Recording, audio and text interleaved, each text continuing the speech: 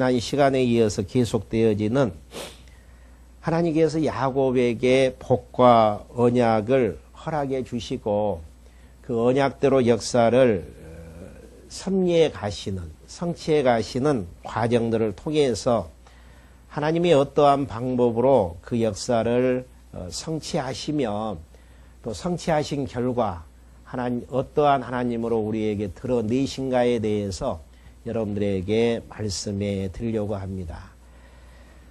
방금 봉독해 드렸던 창세기 29장 31절부터의 내용은요, 하나님께서 약속하신 대로 야곱에게 복으로 주시기로 약속하신 자손 번창을 허락해 주시는 장면이 나오고 있습니다. 보통 이제 우리가 생각할 때에 하나님이 하시는 일 하면 우리는 이제 상식적이고 보편적인 그런 관점에서 상식적인 하나님 신관 쪽에서 그 하나님이 하시는 일들을 정리하려고 할 때가 있습니다. 그러다 보니까 하나님이 하시는 일들에 대해서 이해하지 못하는 가운데에서 혼란과 갈등 속에서 살아나가는 신앙인들이 많습니다. 근데 이제 하나님께서 야곱에게 주시기로 약속하셨던 그 복을 이루시는 과정은 우리가 생각하는 상식적이고 보편적인 차원을 넘어서 하나님의 주권에 의해서 하나님의 방법으로 역사를 섭리해 가시는 것들을 통해 하나님만이 역사의 주관자 되심을 우리에게 확인시켜 나가시는 그러한 이제 섭리의 내용들을 우리에게 이제 깨닫게 해서 살아계신 여호와 하나님의 주권 섭리 앞에서 모든 역사를 바르게 이제 해석해 하고 그 하나님을 경외케 하시려는 섭리의 내용이 담겨져 있습니다. 지난 시간에 이제 여러분들에게 말씀해 드렸던 내용은 하나님께서 야곱에게 복 주시기로 언약하신 그 때가 야곱이 어머니 뱃속에서 나오기 전 잉태했을 때 쌍태를 맺거든요.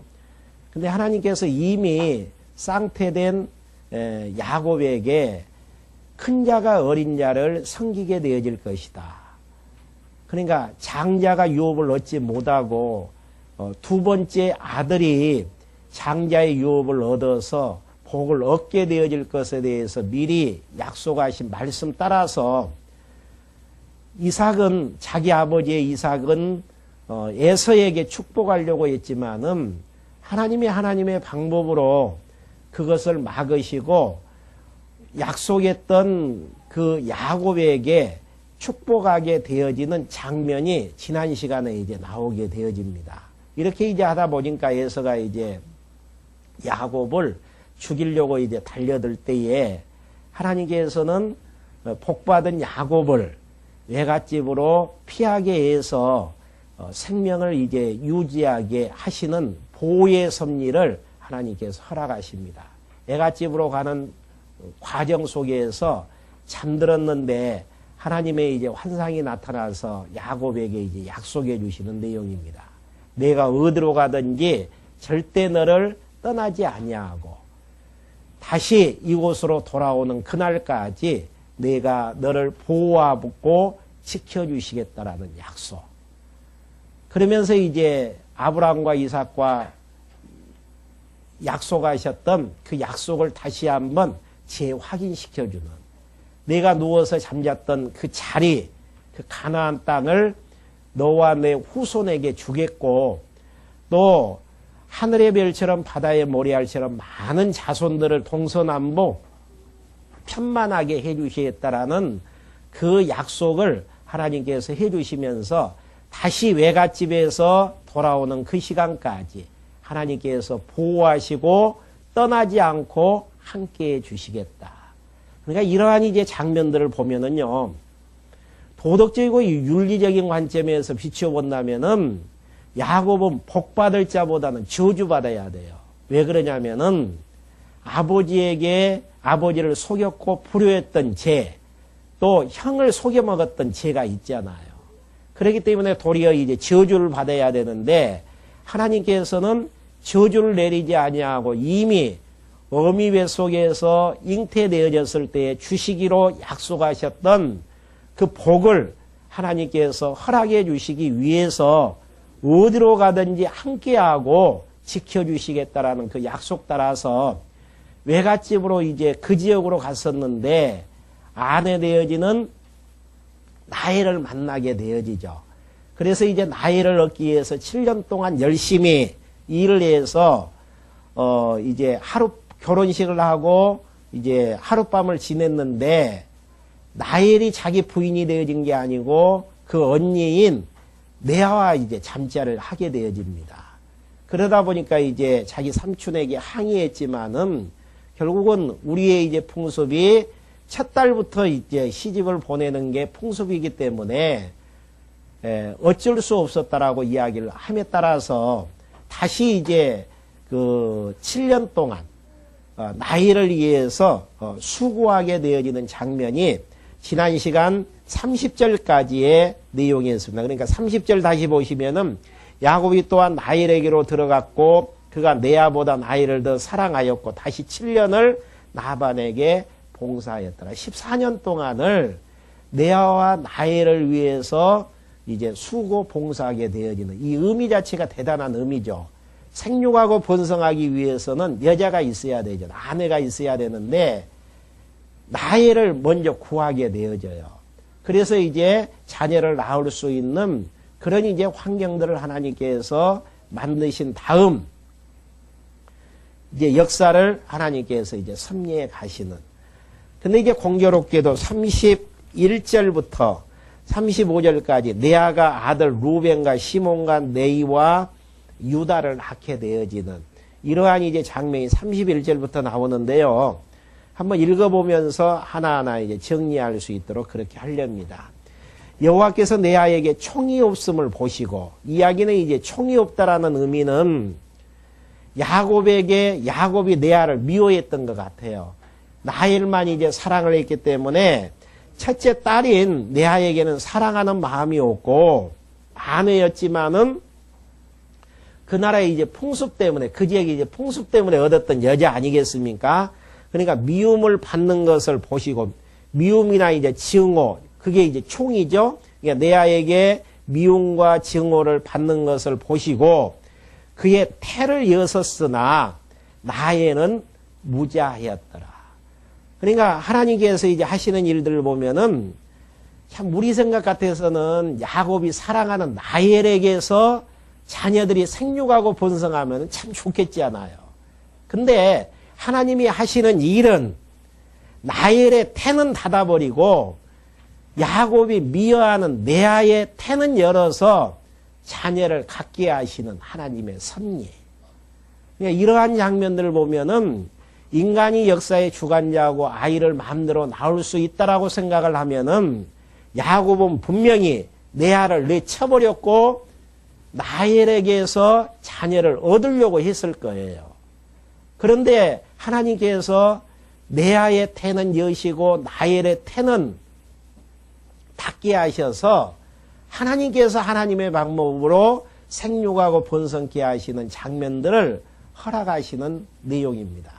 생육하고 번성하라 이렇게 명령을 했다 그래서 야곱과 레아, 라헬이 야곱이 라헬을 통해서 생육하고 번성하는 게 아니에요. 그러니까 명령 자체가 하나님께서 그 할 수 있도록 그 일들 힘과 생명의 기운을 허락해 주시지 아니하면은 불가능하다라는 이야기입니다. 그러니까 야곱의 의지와 관계없이 하나님께서는 라헬의 태를 레아의 태를 열어서 이제 자녀를 낳게 하는데요.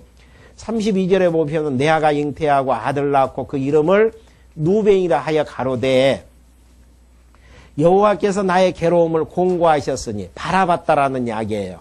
이제는 내 남편이 나를 사랑하리로다 하였더라. 아들 낳았기 때문에 그동안 7년 동안 서름을 받으면서 살아왔었는데 이제는 사랑을 받을 수 있겠다 해서 누벤이라고 첫 아들을 이제 이름을 짓게 되어지고요.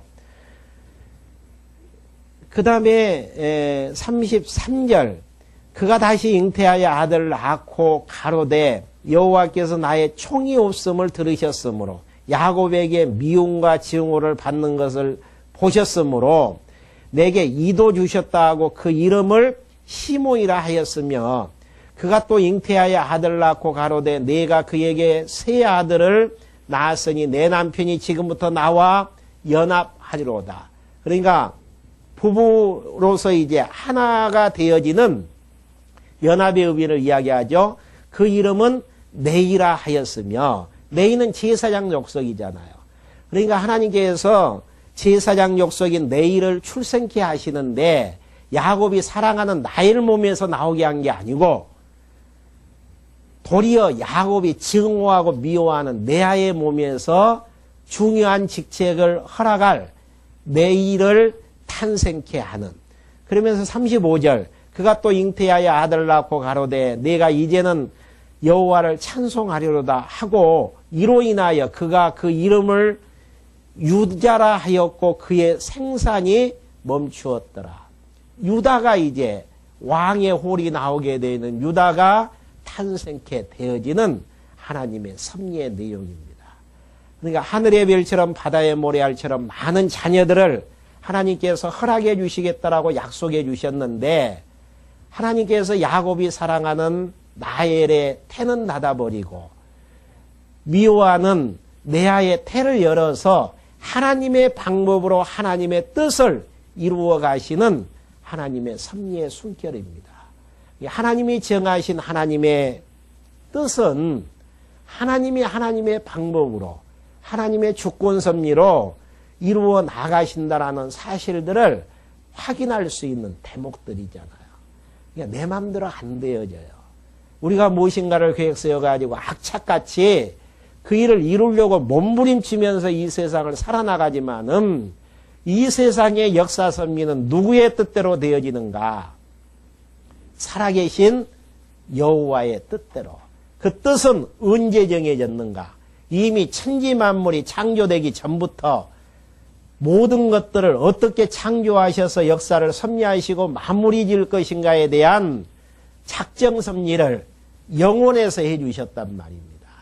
그 뜻 따라서 하나님께서 역사를 섭리해 가시는 장면들을 확인할 수 있습니다. 이렇게 이제 되어지다 보니까 30장 1절부터 8절까지 라헬이 몸종 비라에 의하여 아들 단과 납달리를 낳게 되어지죠. 라헬이 자기가 야곱에게 아들이 낳지 못함을 보고 그 형을 투기하여 야곱에게 이르되 나로 자식을 낳게 하라. 그렇지 아니하면 내가 죽겠노라. 지금 같으면은 자살하겠다라는 이야기죠. 자기 남편에게 협박하잖아요. 왜 나를 사랑하면서 나에게는 자녀가 없게 하고 당신이 미워하는 내 언니에게서만 그렇게 자녀 아들 4명을 이제 낳느냐. 나에게 아들 낳게 하라. 그러니까 이제 야곱의 이제 이야기가 참 신관 입장에서 정리를 하죠. 2절에 보시면은 야곱이 라헬에게 노를 바라에 가로되 내가 그대로 성태치 못하게 하시는 이는 누구다고요? 하나님이시니 내가 하나님을 대신하겠느냐. 하나님이 태를 열고 하나님께서 태를 닫게 하셔서 내가 너를 사랑하지만은 사랑하는 너에게 자녀를 낳지 못하게 하는 이유는 하나님께서 태를 닫아서 그렇게 하는데 내가 하나님 자리를 대신하겠느냐 이야기예요. 근데 이 세상 살아나가면서 하나님 자리에서 하나님 대신하는 분들이 너무너무 많잖아요. 내가 내 가정을 책임지려고 하고 내가 내 교회를 책임지려고 하고 내가 이 민족을 책임지려고 하고 세계를 내 뜻대로 이렇게 가졌으면 쓰겠다라고 생각을 하면서 역사를 해석하고 갈등 속에서 살아나가려고 하는 분들. 보이는 역사는요, 보이지 않는 그 이면 속에서 역사하시는 역사의 주관자 되시는 살아계신 여호와 하나님께서 섭리하신다라는 사실들을 보여두는 대목입니다.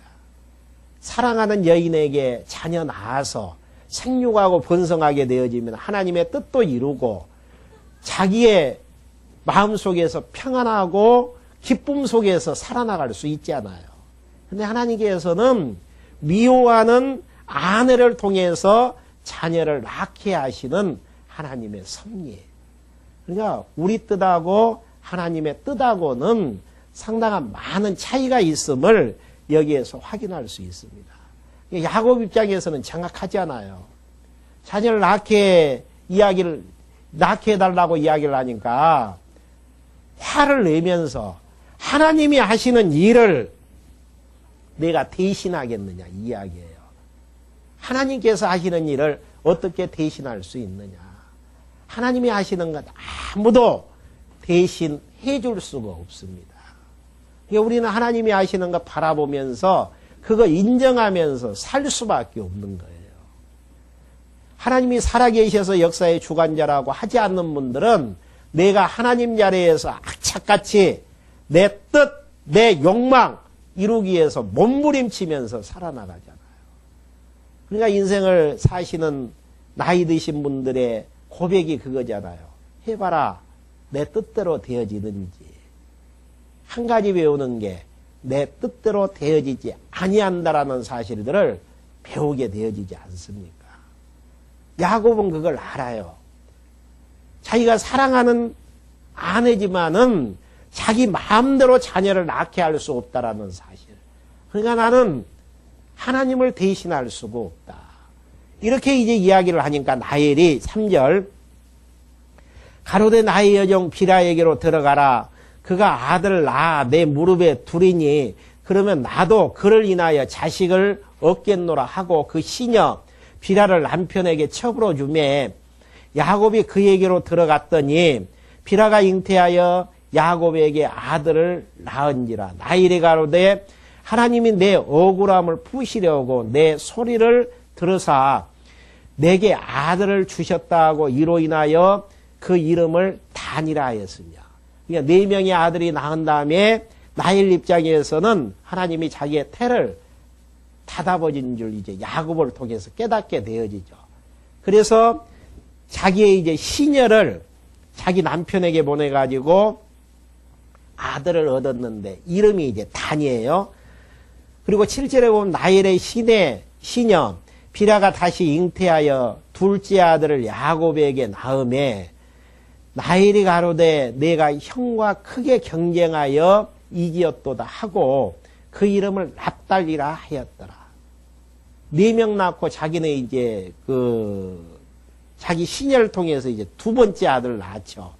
그러면서 이제 이름을 결국은 크게 이제 경쟁하여 이기게 되어졌다라는 사실. 그러니까 손이 이제 경쟁에서 무엇인가를 이루려고 하는. 그러니까 이제 경쟁했던 이러한 부분들이 하나님의 이제 선하신 뜻을 이루는 합력에서 이제 궁극적으로는 하나님의 뜻을 이제 이루어 가지만은 이름까지 형과 이제 그 경쟁에서 이기게 되어졌다. 그렇게 이제 납달리라고 이름을 짓죠. 그러면서 9절 레아가 자기의 생산이 멈춤을 보고 그 시녀 실바를 취하여 야곱에게 주어 첩을 삼게 하였더니. 그러니까 레아 이제 언니 입장에서 봤을 때 자기 동생이 자기의 이제 몸종을 줘가지고 아들을 낳거든요. 그리고 자기 몸에서는 이제 아들이 이제 낳을 수 있다라는 소망이 이제 끊어졌기 때문에 또 자기 첩을 보내가지고 아들을 낳게 이제 경쟁하는 이제 모습이 또 나와지죠. 그래서 11절 레아가 10절 레아의 시녀 실바가 야곱에게 아들을 낳음에 레아가 가로되 복되도다 하고 그 이름을 가시라 하였으며 레아의 시녀 실바가 둘째 아들 야곱을 낳음에 레아가 가로되 기쁘도다 모든 딸들이 나를 기쁜 자라 하리로다 하고 그 이름을 아셀이라 하였더라. 이렇게 해서 계속 경쟁적으로 인간적으로 보면 참 추한 모습들이죠. 이러한 이제 모습들을 보고 어떻게 성경이 이렇게 지저분하냐. 우리 입장에서도 그렇게 할 수 있잖아요. 첩들을 얻어가지고 생육하고 번성케 하시는.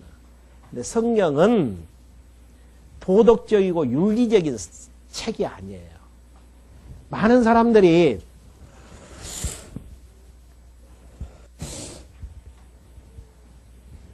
성경을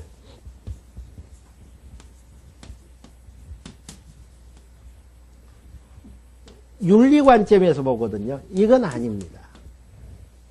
하나님 자신 계시예요.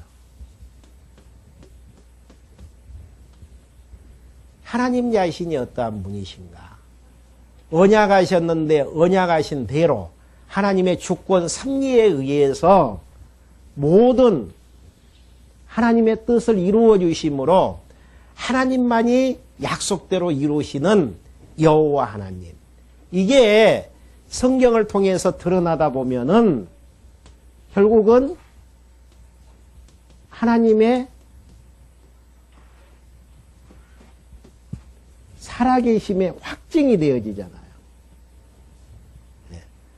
하나님이 살아계시지 않는다면은 어떻게 하나님이 약속하셨던 약속대로 역사가 섭리되겠느냐 그 이야기예요.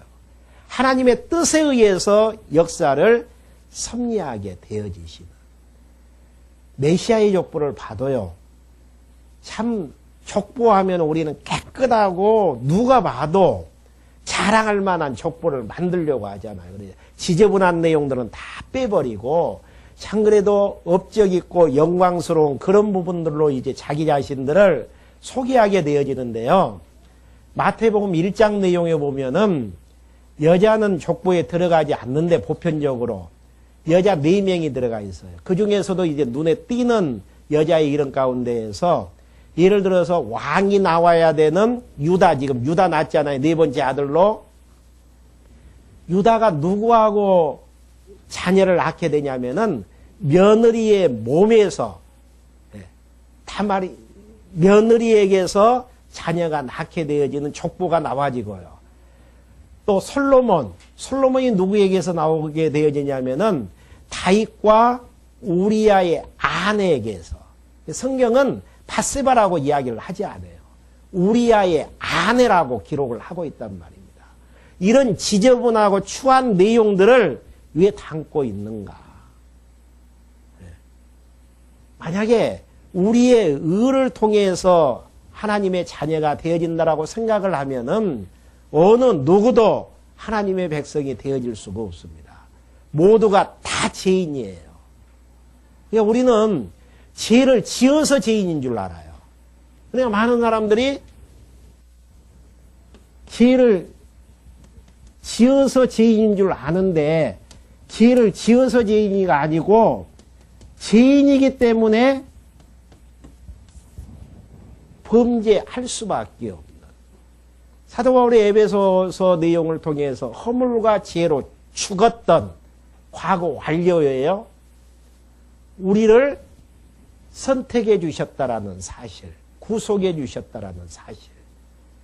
그러니까 많은 사람들이 죄를 지으니까 죄인인 줄 알면서 죄인이라고 생각을 하지만은 우리는 죄인이기 때문에 죄를 지으면서 살 수밖에 없는. 그러니까 우리는 태어날 때부터 욕심꾸러기로 태어나요. 자기밖에 모르잖아요. 철저하게 자기 중심. 그걸 이제 드러내느냐 안 드러내느냐 이게 그 차이밖에 없는 것이죠. 바리새인들과 서기관들은 의의 옷을 치장을 하면서 그렇게 이제 살아나가잖아요. 그러니까 예수님께서 회칠한 무덤이라고 지적하지 않습니까? 속에는 그냥 탐욕, 거짓, 온갖 욕심으로 가득 차 있는데 겉으로만 아름답게 꾸며나가는. 바리새인들도 아무리 꾸며도 죄인 될 수밖에 없죠. 아담의 후손인 우리는 죄인으로 태어나고 죄인이기 때문에 죄를 지을 수밖에 없는.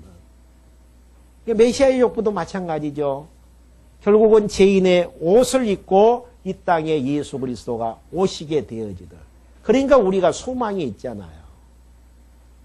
모두가 죄인인데 선택한 하나님의 백성들 구원해 주심으로 그 은혜의 영광을 찬송케 하시려는 하나님의 섭리의 내용들.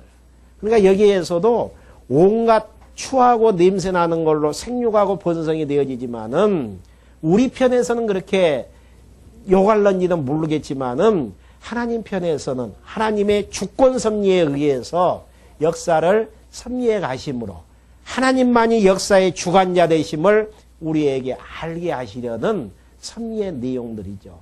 그러니까 여기에서 이제 하나님의 방법으로 계속해서 생육하고 이제 번성케 되어지는 장면들이죠. 그러면서 14절부터 21절까지 레아가 또 아들 이사갈과 스불론과 딸 디나를 이제 낳게 되어진 장면입니다. 맥추 때에 누벤이 나아가서 들에서 합 한 채를 얻어 어미 레아에게 드렸더니 라헬이 레아에게 이르되 형의 아들 합 한 채를 청구하노라. 레아가 그에게 이르되 내가 내 남편을 빼앗은 것이 작은 일이냐. 그런데 내가 내 아들의 합 한 채도 빼앗고자 하느냐. 라헬이 가로되 그러면 형의 아들의 합 한 채 대신에 오늘 밤에 내 남편이 형과 동침하리라 하니이라. 그러니까 이제 그 합 한 채는 사랑의 사과라는 감작과에 이제 속해 있는 부분들인데, 그걸 이제 사랑을 받기 위해서 그 라헬이 이제 얻게 되어지면서 레아를 자기 남편, 그러니까 자기 언니를 자기 남편에게 이제 동침하는 이제 조건에 의해서 이제 얻게 되어지는 장면들이죠. 그러면서 16절 저물 때 야곱이 들에서 돌아오매 레아가 나와서 그에게 영접하며 이르되 내게로 들어오라. 내가 내 아들의 합한 채로 당신을 샀노라. 그 밤에 야곱이 그와 동침하였더라. 하나님이 레아를 들으셨으므로, 그러니까 레아의 소원을 들으셨으므로 그가 잉태하여 다섯째 아들을 야곱에게 낳은지라. 레아가 가로되 내가 내 시녀를 남편에게 주었으므로 하나님이 내게 그 값을 주셨다 하고 그 이름을 이사갈이라 하였으며 레아가 다시 잉태하여 여섯째 아들을 야곱에게 낳으니라. 그러니까 야곱이 미워했던 레아에게서 몇 명을 낳게 되어지냐면 6명의 아들을 절반의 아들을 낳게 되어지죠. 레아가 가로되 하나님이 내게 후한 선물을 주시는도다. 내가 남편에게 6 아들을 낳았으니 이제는 그가 나와 함께 거하리라 하고 그 이름을 스불론이라 하였으며 그 후에 그가 딸을 낳고 그 이름을 디나라 하였더라. 하나님이 라헬을 생각하신지라. 라헬을 이제 기억하셨다라는 것이죠. 하나님이 그를 들으시고 그 태를 여신 거로 그가 잉태하여 아들을 낳고 가로되 하나님이 나의 부끄러움을 씻으셨도다 하고 그 이름을 요셉이라 하니 여호와는 다시 다른 아들을 내게 더 주시기를 원하노라 함이었더라. 그러니까 11번째 아들인 요셉, 야곱이 사랑하는 라헬을 통해서 낳게 하시는데 어떻게 낳게 하시는가? 하나님께서 라헬을 기억해서 그 태를 여신 거로.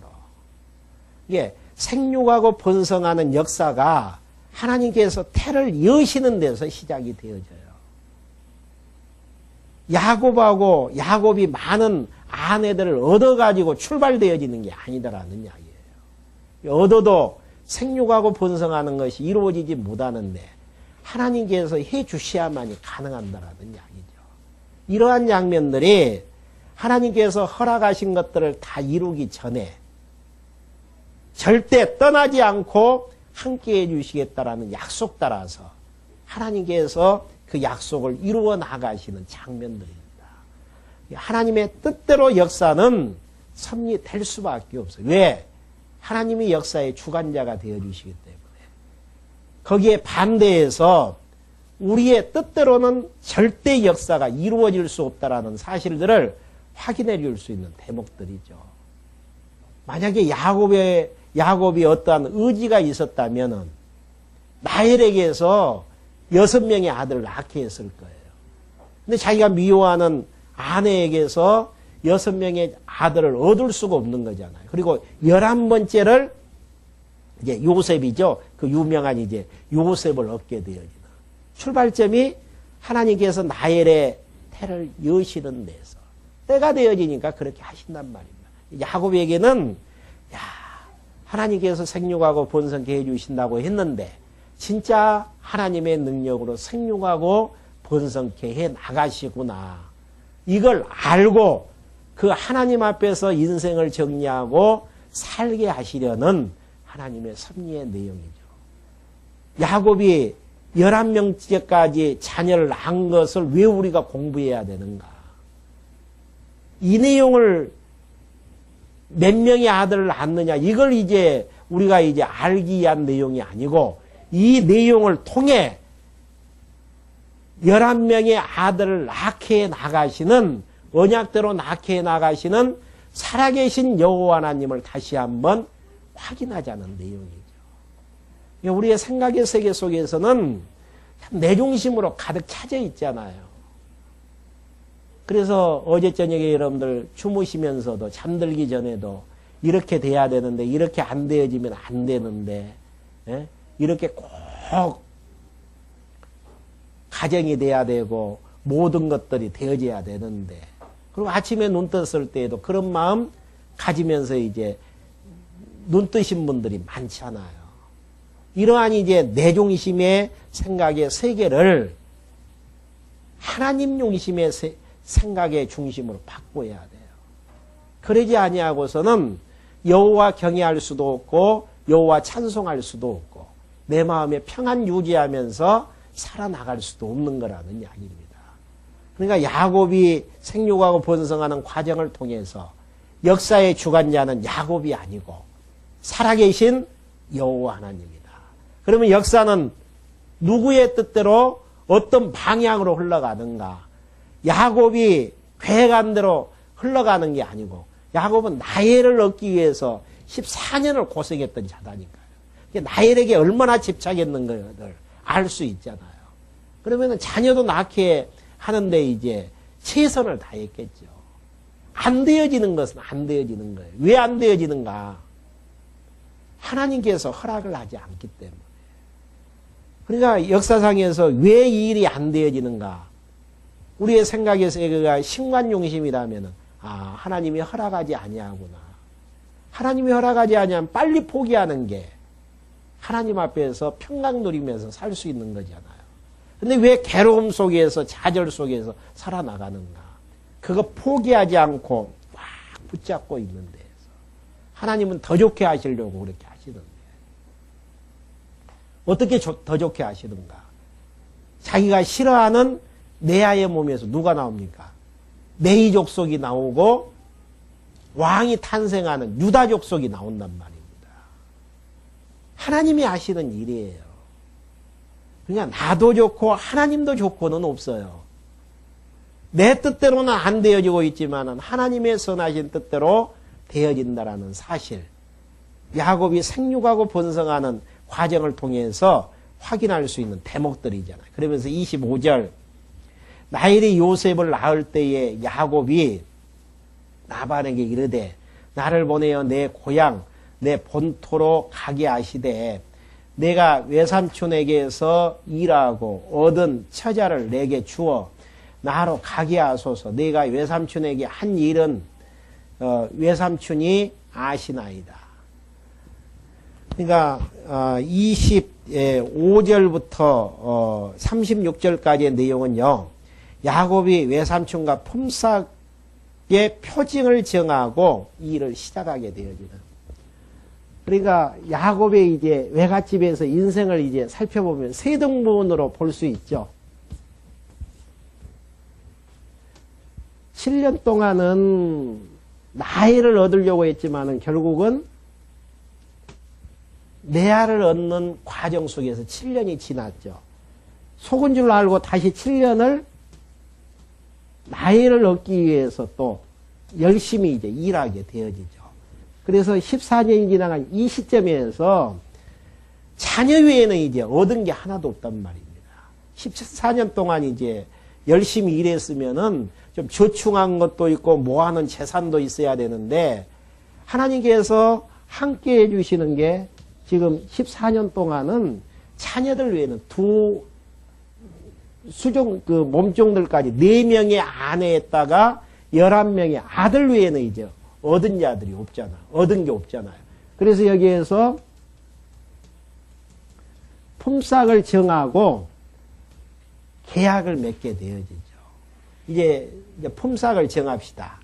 지금 그 내용이 그러면서 이제 7년 동안 내 생활이 이제 진행이 되어지는 이 시점입니다. 지금 25절이요. 한번 읽어가면서 정리 한번 해보죠. 라헬이 요셉을 낳을 때에 야곱이 나반에게 이르되 나를 보내어 내 고향 내 본토로 가게 하시되 내가 외삼촌에게서 일하고 얻은 처자를 내게 주어 나로 가게 하소서. 내가 외삼촌에게 한 일은 외삼촌이 아시나이다. 나반이 그에게 이르되 여호와께서 너로 인하여 내게 복 주신 줄 내가 깨달았으니. 이게 나반 입장에서도 보니까 여호와께서 너로 인하여 내게 복 주신 줄 한다. 이게 중요한 것은 여호와께서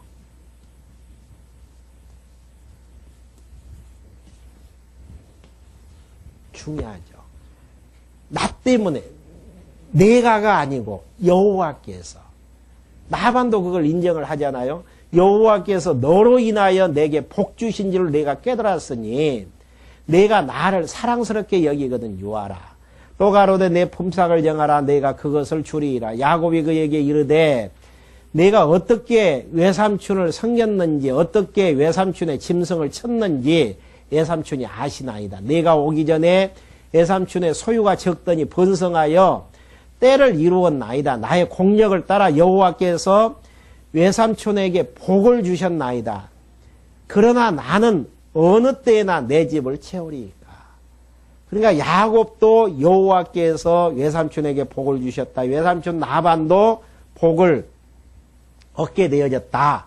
근데 이제 나에게는 재산이 하나도 없다 그 이야기죠. 31절 나반이 가로되 내가 무엇으로 내게 주랴. 야곱이 가로되 외삼촌에게 아무것도 내게 주실 것이 아니라 나를 위하여 이 일을 행하시면 내가 다시 외삼촌의 양떼를 먹이고 지키리이라. 그러니까 지금 나에게 주지 말고 우리 계약을 합시다. 그러면 32절 오늘 내가 외삼촌의 양떼로 두루 다니며 그 양 중에 아롱진 자와 점 있는 자와 검은 자를 가려내어 염소 중에서 점 있는 자와 아롱진 자를 가려내어 이 같은 것이 나면 내 싹이 되리이라. 싹을 정하는데 검정 염소와 양, 아롱진 염소와 양, 또 점 있는 염소와 양이 나오면 내 것으로 합시다. 보통 이제 양 같은 경우는 하얗잖아요. 그러니까 아롱진 것이라든지 점박이가 나온다라는 거 쉽지는 않잖아요. 아주 이제 불리한 내용을 가지고 계약 조건을 제시를 하는 거예요. 그러면은 자기 삼촌 나반 입장에서는 자기가 이제 계산해 봤을 거 아니에요. 계산기 가지고 막 이제 계산을 해보니까 자기에게는 손해가 날 게 없어요. 자기 양이 이제 하얀 양이 더 많아질 것이다. 이러니 이제 계산이 나오겠죠. 그래서 그렇게 하자. 그러니까 나반이 이제 착각했던 내용 중에 한 가지가 여호와께서 야곱이 온 뒤로 자기에게 복을 주셨다라는 사실들을 잊어버리고 이제 이런 계약을 맺게 만들죠. 물론 이게 이제 하나님의 뜻 가운데서 이제 진행되어져서 야곱에게 복을 주시려는 하나님의 이제 섭리의 이제 과정의 내용들이죠. 그렇게 하면서 34절 나반이 가로되 내가 내 말대로 하리라 하고 그날에 그가 수염소 중 얼룩무늬 있는 자와 점 있는 자를 가리고 암염소 중 흰 바탕에 아롱진 자와 점 있는 자를 가리고 양 중에 검은 자를 가려 자기 아들들의 손에 붙이고 자기와 야곱의 사이를 사흘길에 뜨게 하고 야곱은 나반의 남은 양떼를 치니이라. 야곱이 버드나무와 살구나무와 신풍나무에 푸른 가지를 치하여 그것들의 껍질을 벗겨 흰 무늬를 내고 그 껍질 벗긴 가지를 양떼와 와서 먹는 개천의 물 구위에 세어 양떼에 향하게 하며 그 떼가 물을 먹으려 올 때에 새끼를 베니 가지 앞에 새끼를 뱀으로 얼룩얼룩한 것과 점 있고 아롱진 것을 낳은지라. 야곱이 새끼 양을 구분하여 그 얼룩무늬와 검은 빚 있는 것으로 라반의 양과 서로 대하게 하며 자기 양을 따로 두어 라반의 양과 섞이지 않게 하며 실한 양이 새끼 뵐 때에는 야곱이 개천했다가 양떼의 눈앞에 그 가지를 두어 양으로 그 가지 곁에서 새끼를 베게 하고 약한 양이면 그 가지를 두지 아니하니 이러므로 약한 자는 라반 것이 되고 실한 자는 야곱의 것이 된지라. 이에 그 사람이 심히 풍부하여 양떼와 노비와 약떼와 나귀가 많았더라. 이게 하나님이 하시는 일이라니까요. 그러니까 14년 동안은 7년 동안 자녀 없고 자녀 낳는 그런 쪽이었죠. 그랬는데 이제 하나님께서 돌아갈 시기가 이제 오게 되어졌을 때에 지금까지 주지 않았던 21년 동안 줘야 될 그 이상의 모든 것들을 한 번에 하나님께서 허락하게 되어지시고 이러한 장면들을 보면은 야곱에게 줘야 될 복, 정해진 복, 야곱에게 줘야 될 정한 복, 아무리 삼촌 라반이 안 주려고 해도 정한 대로 하나님께서 허락해 주신다니까요. 이게 믿음이, 이게 이제 믿어지면은 욕심이 안 불려지죠. 이랬으면 좋겠다, 저랬으면 좋겠다. 하나님이 정한 복대로 주게끔 되어 있어요. 그러니까 이때까지만 보면은 참 야곱 입장에서는 허무하잖아요. 진짜 20년 가까이 열심히 일을 했었는데 아내 4명에다가 자녀 외에는 얻은 게 없단 말입니다. 물질적인 부분에서는 빈곤할 수밖에 없어요. 근데 하나님께서 정한 복 한 번에 주신다니까요. 우리의 인생을 짧게 보면 안 돼요. 14년까지만 보면은 나이를 위해서만 14년 고생한 격이 되어지잖아요. 근데 시간이 지나서 많은 자녀를 줬고 돌아갈 시점이 되어졌는데 가진 것은 없고 복 주시겠다고 하나님께서 약속해 주셨는데 함께 해 주시겠다고 했는데 근데 우리의 이제 생각은 평균적으로 21년 동안 1년에 얼마씩 해서 정한 복을 준다라고 생각할 때가 많습니다.